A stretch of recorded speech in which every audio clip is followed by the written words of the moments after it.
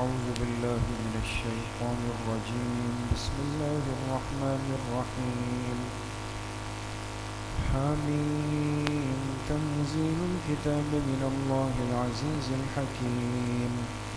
إن في السماوات والأرض لآيات للمؤمنين وفي خلقكم وما يبث من دابة آيات لقوم يوقنون واختلاف الليل والنهار وما أنزل الله من السماء من رزق فأحيا به الأرض بعد موتها وتصريف الرياح آيات لقوم يعقلون تلك آيات الله نتلوها عليك بالحق فبأي حديث بعد الله وآياته يؤمنون. صدق اللہ العظیم.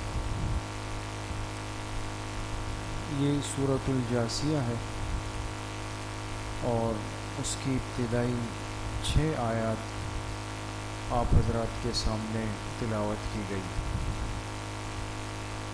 گزشتہ سورت جو مکمل ہوئی وہ سورہ دخان تھی اور آج کے درس سے جو نئی سورت کا آغاز ہو رہا ہے وہ سورۃ الجاثیہ ہے. یہ سورۃ الجاثیہ بھی مکی سورت ہے اور مکی ہونے کا مطلب آپ سمجھتے ہیں کہ جناب نبی کریم صلی اللہ علیہ وسلم پر ہجرت سے پہلے اس کو اتارا گیا. اور اس صورت میں بھی اللہ پاک نے اپنی قدرت کے مختلف دلائل ارشاد فرمائے ہیں. کچھ دلائل ایسے ہوتے ہیں کہ جن کا تعلق آفاق یعنی عالم دنیا سے ہوتا ہے. انسان اوپر دیکھے، پیروں کے نیچے دیکھے، بہت ساری چیزیں نظر آتی. کچھ دلائل ایسے ہوتے ہیں، کچھ چیزیں ایسی ہوتی ہیں جس کا تعلق انسان کے اپنے وجود سے ہوتا ہے، اپنے جسم سے ہوتا ہے. اور کچھ دلائل اور نشانیاں ایسی ہوتی ہے کہ جس کا تعلق بدلتے ہوئے موسموں کے ساتھ، حالات کے ساتھ ہوتا ہے. یہاں تینوں قسم کے دلائل کا تذکرہ ہے. ان آیات کا ترجمہ ہے حامیم. یہ حروف مقطعات میں سے ہے اور ایسے موقع پر ہمیں حکم یہ ہے کہ ہم یہی جملہ ادا کریں کہ اللہ اعلم بمرادہ بذالک. اللہ تعالیٰ ہی اس کی مراد کو جانتے ہیں. تنزیل الکتاب من اللہ. یہ کتاب اتاری گئی اس اللہ رب العزت کی طرف سے، العزیز جو غالب ہیں، الحکیم جو حکمت والی ذات. ان فی السماوات والارض. بے شک آسمانوں میں اور زمین میں، لآیات بڑی نشانیاں ہیں، للمؤمنین ایمان والوں کے لیے. وفی خلقکم وما یبث من دابۃ. اور خود تمہاری پیدائش میں، انسان کے اپنے وجود میں، اور جتنے جاندار پیدا کر کے اللہ نے زمین پہ پھیلا دیے، آیات اس میں بھی بڑی نشانیاں ہیں، لقوم یوقنون ان لوگوں کے لیے جو یقین کرتے ہیں. واختلاف اللیل والنہار. دن اور رات کے تبدیل کرنے میں. وما انزل اللہ من السماء من رزق. اور جو اللہ تعالیٰ نے آسمان سے رزق کا ذریعہ یعنی پانی برسایا. فأحیا به الارض بعد موتها. پھر اس پانی کے ذریعے سے اس زمین کو آباد کیا جو بنجر ہو چکی تھی. وتصریف الریاح. اور ہواؤں کو بھیجنے میں آیات بڑی نشانیاں ہیں، لقوم یعقلون ان لوگوں کے لیے جو عقل سے کام لیتے ہیں. تلک آیات اللہ نتلوها علیک بالحق. بے شک یہ اللہ تعالیٰ کی آیات ہیں جو ہم ان کو پڑھ کر جن کو ہم آپ کے سامنے پڑھ کر سناتے ہیں بالحق، بالکل ٹھیک ٹھیک۔ فَبِأَيِّ حَدِيثٍ بَعْدَ اللَّهِ وَآيَاتِهِ يُؤْمِنُونَ، اللہ تعالیٰ کی ان باتوں کے بعد اور اللہ کی آیتوں کے بعد وہ کون سی چیز رہ جاتی ہے جس پر یہ لوگ ایمان لا سکیں۔ یہ 6 آیتیں ہیں دوستو، اور جیسے عرض کیا کہ یہاں سورت کے آغاز میں اللہ پاک نے اپنی قدرت کے مختلف دلائل بیان فرمائے ہیں۔ شروع میں وہ دلائل ہے جس کا تعلق عالم آفاق سے ہے، وہ چیزیں جو انسان کو غور و فکر کرنے کی ضرورت نہیں زیادہ، بلکہ آپ باہر نکلیں اور اوپر دیکھیں تو آسمان صاف نظر آئے گا، اور نیچے دیکھیں تو زمین صاف نظر آئے گی۔ یہ اللہ کی بنائی ہوئی بڑی مصنوعات ہے، آسمان بھی اور زمین بھی، اور پھر آسمان بھی ساتھ ہیں، زمینیں بھی ساتھ ہیں، لیکن ظاہر سی بات ہے کہ جو چیز ایک کے اوپر ایک کر کے رکھی جائے تو انسان کو وہی نظر آتی ہے جو سب سے اوپر ہو، لہٰذا ہمیں تو وہ آسمان نظر آئے گا جو ہمارے سروں کے اوپر، اس کے اوپر کے جو 6 آسمان ہیں وہ ہمیں نظر نہیں آ سکتے، لیکن ہے ضرور، اس لیے کہ قرآن کریم میں اللہ رب العزت نے 7 آسمان ذکر فرمائے۔ اسی طریقے سے جس زمین پر ہم چلتے ہیں پھرتے ہیں، اس زمین کو ہم اپنی آنکھوں سے دیکھ سکتے ہیں، لیکن اس کے نیچے 6 زمینیں اور ہیں، لیکن وہ زمینیں چونکہ ہماری آنکھوں سے اوجھل ہے تو نظر نہیں آتی، لیکن ایمان ہے، اس لیے کہ قرآن کریم میں اللہ پاک نے 7 زمینوں کا تذکرہ فرمایا۔ تو ایک دلائل تو وہ ہوتے ہیں جو آفاقی بڑے دلائل، دوسرے نمبر پہ دلائل وہ ہوتے ہیں جو انفسی ہے، انسان کی اپنی ذات اور اس کے وجود کے ساتھ جڑے ہوئے دلائل۔ اب خود انسان کا جسم ہے، اس کا نفس ہے، وجود ہے، یہ اس پہ بھی غور کرتا ہے تو اس کو پتہ چلتا ہے کہ بھئی یہ جسم اللہ پاک نے کتنا خوبصورت بنایا۔ اب دیکھیں نا، یہ بھی اللہ پاک کی کتنی بڑی قدرت ہے کہ ایک بچہ جب دنیا میں آتا ہے تو اس کے دونوں ہاتھ، دونوں پیر وہ حجم میں، سائز میں بالکل برابر ہوتے ہیں، الا ماشاء اللہ کبھی ہو جائے۔ اب اس ماں کے رحم میں اور ماں کے پیٹ کے اندر وہ کون سی طاقت ہے جو ہاتھوں کو، پیروں کو، سر کو، ناک کو، کان کو، آنکھوں کو، ہر چیز کو اس کے محل پر بالکل صحیح اور صاف بنا رہی؟ کتنی بڑی قدرت چلی ہے ہمارے جسم کے بننے کے اندر۔ اور دیکھیں ایک چیز اوپر نیچے ہو جائے تو پھر انسان کتنی بھاگ دوڑ کرتا ہے اس کے لیے، ہے نا؟ آپ چھوٹی سی مثال لے لیں کہ اگر آنکھوں کی بینائی کم پڑ جائے تو پھر انسان کیا کچھ کرے، وہ تو چلے بڑی چیز ہے، ایک دانت میں تکلیف شروع ہو جائے تو ڈینٹسٹ کے پاس جائے، وہ کہے جی دانت تو سڑ گیا، خراب ہو گیا، نکالنا ہے اب اس کو، تو اب دانت کو نکالنا الگ مرحلہ ہے، پھر اس کی جگہ کیا کرنا ہے وہ ایک الگ مرحلہ ہے۔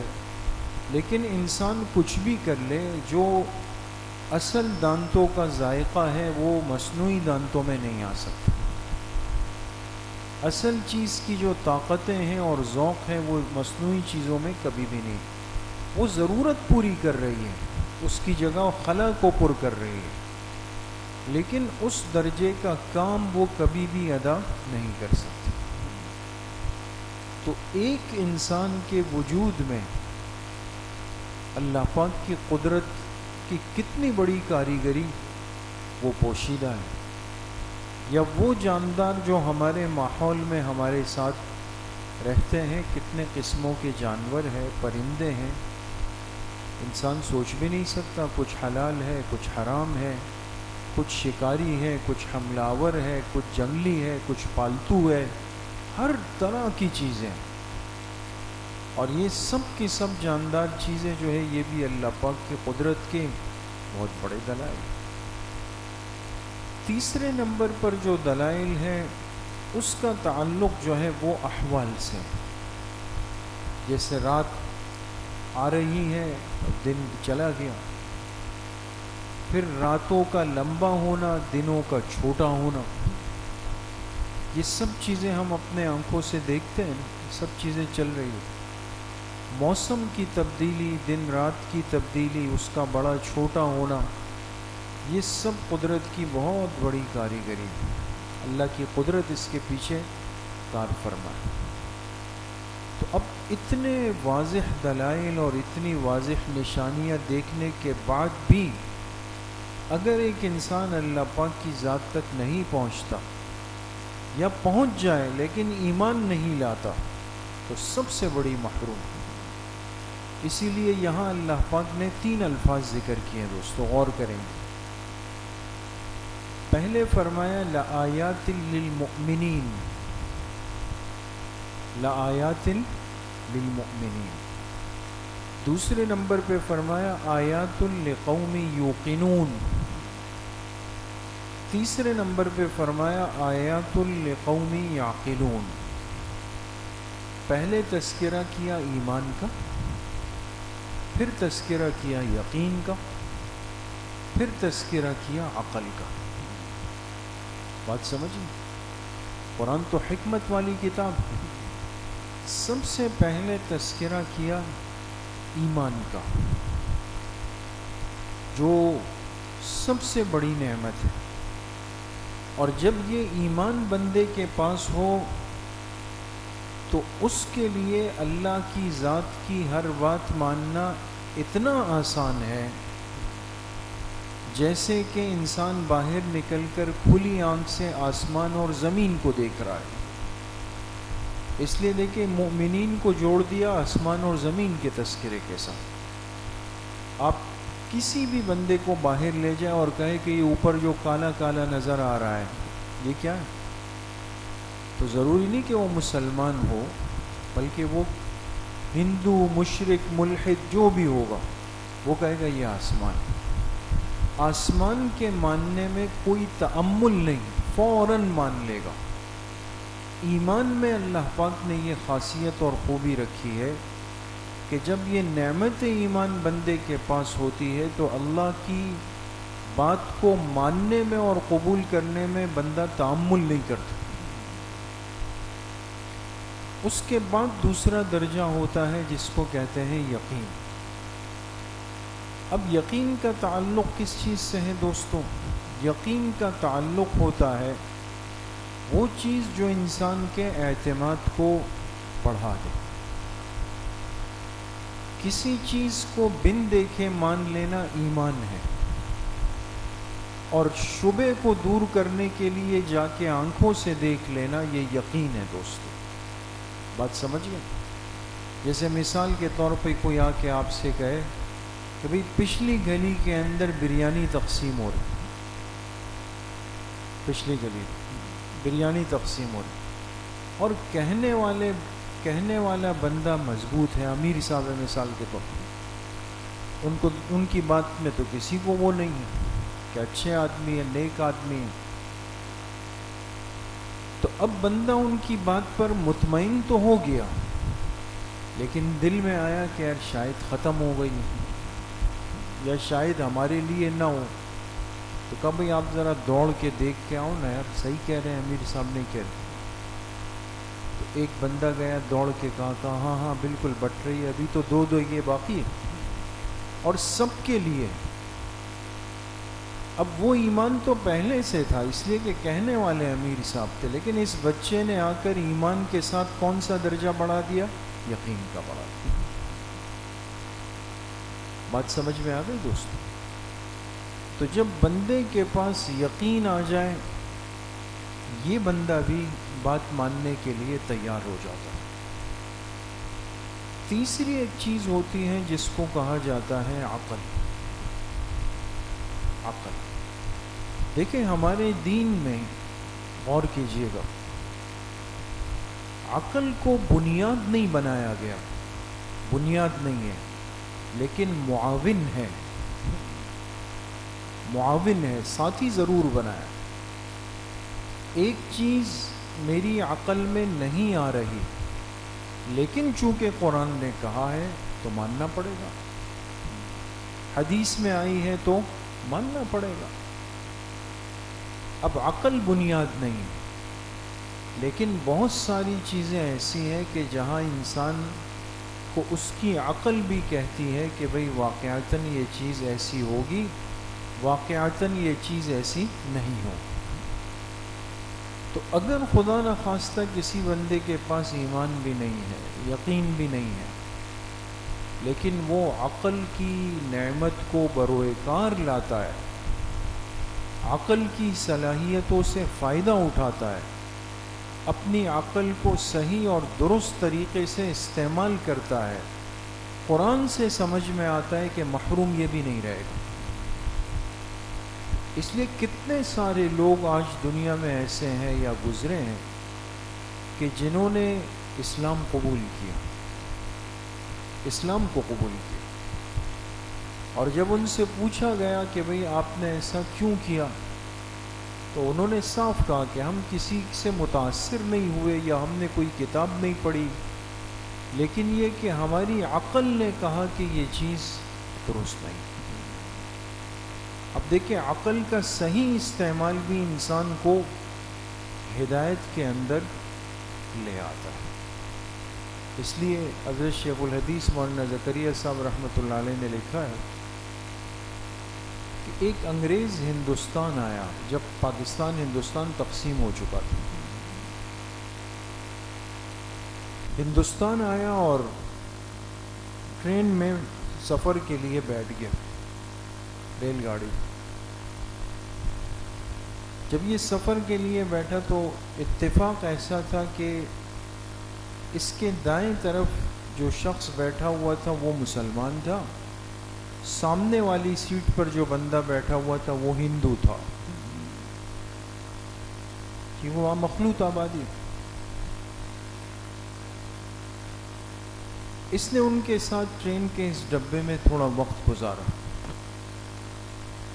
اور جب کھانے کا وقت ہوا ہندو نے بھی اپنا کھانا نکالا، مسلمان نے بھی نکالا، تو اس ہندو نے اس انگریز کو دعوت دی کہ جی آپ میرے ساتھ کھانا چاہیں تو آپ کھا سکتے ہیں۔ انہوں نے کہا نہیں، اور جب مسلمان نے اپنا کھانا نکالا تو اس نے دونوں کو دعوت دی، ہندو کو بھی دی اور انگریز کو بھی دی۔ بات سمجھ میں آ گئی؟ اب وہ جو کھانے کی ایک ٹیبل ہوتی ہے نا دوستوں ٹرین میں، ایک چھوٹی سی، وہ ہندو نے اپنا کھانا نکال کے رکھا اپنے سامنے، اور مسلمان نے، ہندو نے گلاس سے پانی نکال کے ایسے درمیان میں چھوٹا سا وہ بنا دیا۔ سمجھ رہے بات کو؟ پانی کی ایک لکیر سی درمیان میں بنا دی۔ انگریز بڑا حیران ہوا کہ بھئی یہ کیا رسم ہے، یہ ہندو نے کیا کیا یہاں پر۔ تینوں کی منزل آئی اور اتفاق سے تینوں ساتھ اترے نیچے۔ انگریز نے ہندو سے پوچھا کہ آپ نے دو کام ایسے کیے جو مسلمان نے نہیں کیے۔ ایک تو یہ ہے کہ آپ جب کھانے کا وقت ہوا تو آپ نے مجھے تو مدعوف کیا، مسلمان کو نہیں کیا۔ دوسرا جب کھانا لگا تو آپ نے کیا کیا، اپنے اور اس کے درمیان ایک پانی کی لکیر بنا دی۔ اس کا کیا مطلب تھا؟ ہندو نے کہا کہ ہم اس کیا کہیں گے نا، ہندوؤں کے اندر ایک وہ ہوتی ہے نا، ایک کاسٹ ہوگی یا جو درجات ہوتے ہیں، ہم اس درجے سے تعلق رکھتے ہیں کہ ہمارے نزدیک، ہمارے عقیدے کے اعتبار سے اس مسلمان کا قرب بھی ہمارے لیے نقصان دہ، چہ جائے کہ ہم اس کو کھانے کی دعوت، یہ ہماری حیثیت کا نہیں، میں اس کو کیسے دعوت دوں؟ اور باقی رہی یہ بات کہ پانی کیوں بہایا، تو کہا کہ ہمیں سکھایا گیا ہے کہ ہم مسلمان سے جتنا فاصلہ رکھیں اتنا بہتر ہے۔ اگر فاصلہ نہیں رکھ سکتے تو کوئی چیز اگر آپ کے پاس ہو اس کو درمیان میں حائل کر دیں۔ اب یہاں پر تو ٹرین میں بیٹھنا مجبوری تھی، کوئی چیز میرے پاس تھی نہیں، تو حتی الامکان میں جو کر سکتا تھا میں نے وہ پانی کی لکیر بنا لی، تاکہ کچھ نہ کچھ ما بہل امتیاز ہو جائے کہ یہ الگ ہے ذرا۔ تو انگریز نے اس مسلمان سے پوچھا کہ آپ نے مجھے بھی دعوت دی، ہندو کو بھی دعوت دی؟ اس نے کہا اس لیے کہ ہمیں سکھایا یہ گیا ہے کہ کچھ تقاضے انسانیت کے ہوتے ہیں اور پڑوس کا ایک حق ہوتا ہے۔ آپ دونوں میرے سفر کے پڑوسی تھے اور انسانیت کا تقاضا تھا، تو اس لیے وہ کہ ہندو نے اس طرح کا سلوک کیا تو آپ کو برا نہیں لگا؟ تو ہمیں صبر اور برداشت کے فضائل سکھائے گئے، لہٰذا میں نے اس پر عمل کیا۔ تو حضرت شیخ نے لکھا ہے کہ وہ ہندو مسلمان کے ساتھ ہوا اور کہا کہ مجھے اپنے ساتھ لے جا کے کلمہ پڑھا دو، مسلمان کر دو مجھے اپنے ساتھ۔ مسلمان ہوا۔ مسلمان ہونے کے بعد جس عالم نے کلمہ پڑھایا اس نے پوچھا، اب یہ بڑی اہم بات ہے دوست، کہ آپ لوگ انگریز لوگ اتنی جلدی تو متاثر ہوتے نہیں، صرف ٹرین کے ایک واقعے سے کہ اس نے آپ کو کھانے کا بولا، اس کو نہیں بولا پانی، یہ تو وہ باتیں جو رائج تعصبات ہیں۔ ایمان لانے پر کیسے تیار ہو؟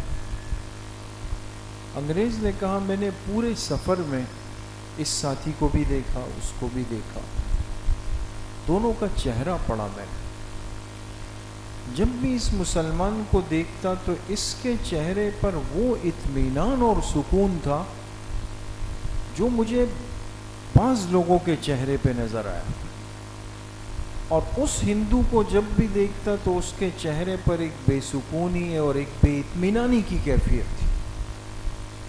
میں سمجھ گیا کہ جس آدمی کا چہرہ اتنے فکروں میں الجھا ہوا ہے اس کے دل کا اندھیرا کتنا زیادہ ہو، اور جس کے ظاہر پہ سکون ہے تو اس کے دل میں بھی کتنا سکون ہوگا۔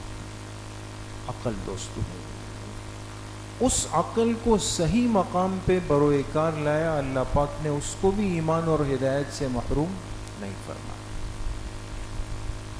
ایمان بہت بڑی نعمت ہے دوستو، اور پھر جب اس کے ساتھ یقین کی نعمت مل جائے تو ایمان اور مضبوط ہو جاتا ہے دوستو۔ لیکن میرے عزیزو دوستو بزرگوں، عقل کی اور دماغ کی صلاحیتوں کو کبھی بھی ضائع نہیں کرنا چاہیے، یہ بہت بڑی نعمت ہے، اور اسی نعمت کی برکت سے انسان بہت سارے مواقع پر صحیح غلط خیر اور شر کا فیصلہ کر سکتا ہے۔ اللہ پاک ہم سب کو صحیح عمل کی توفیق نصیب فرمائے۔ انشاءاللہ کل 11 بجے سے 11:30 بجے تک مستورات کی اصلاحی مجلس ہوگی بنات کے مدرسے میں، اور عصر کی نماز کے بعد انشاءاللہ مسجد میں مختصر بیان اور ذکر کی مجلس ہوگی۔ الحمدللہ رب العالمین، والصلاۃ والسلام۔